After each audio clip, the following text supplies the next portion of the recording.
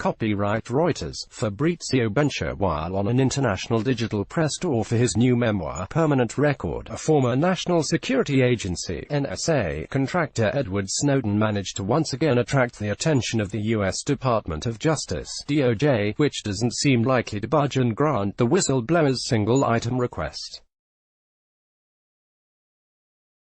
On Tuesday, the U.S. filed charges against Snowden and those who printed his book, Macmillan Publishers and Holtzbrinck Publishers, for violating his non-disclosure agreements with the NSA and Central Intelligence Agency. It also noted that Snowden never submitted his work for pre-publication review and continued to give public speeches on matters of U.S. intelligence. However, according to the department's release, the U.S. government does not seek to stop or restrict the publication or distribution of the book, but instead simply wants to recover all proceeds earned by Snowden and fill its own pockets. In response, Snowden took to Twitter and used the DOJ's charges as a selling point for his memoir. The government of the United States has just announced a lawsuit over my memoir, which was just released today worldwide. This is the book the government does not want you to read. Link corrected. https://t.co/js1h6qlxg. Edward Snowden. At Snowden, September 17, 2019. The U.S. considered me the biggest criminal in the country, which is crazy.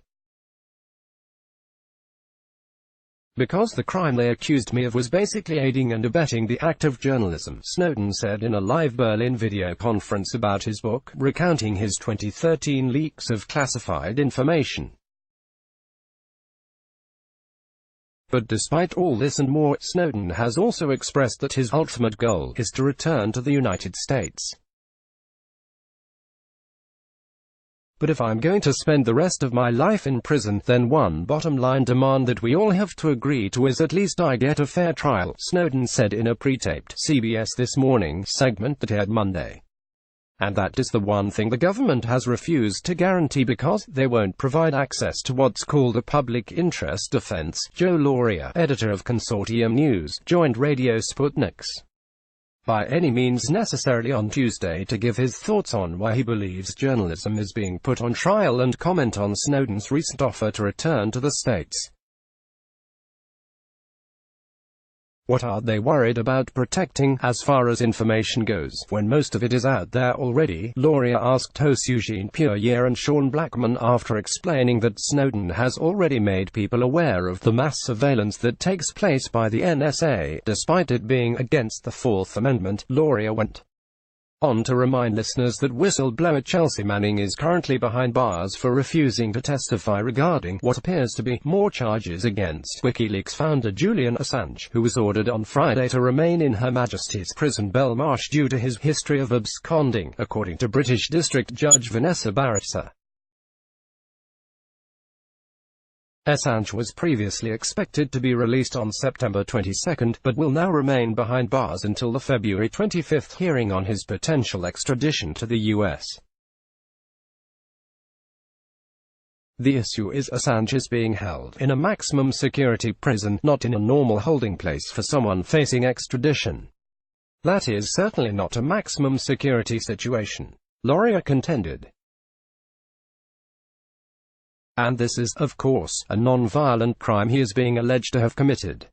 Following September 22, Assange is only in jail for publishing true information.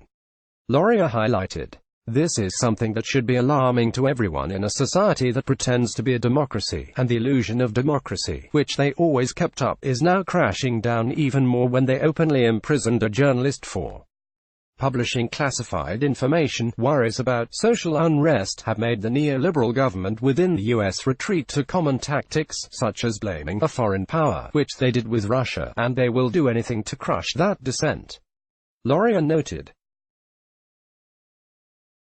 Such unrest is being fueled by the release of truthful information and resistance by WikiLeaks and individuals such as Assange, Manning and Snowden.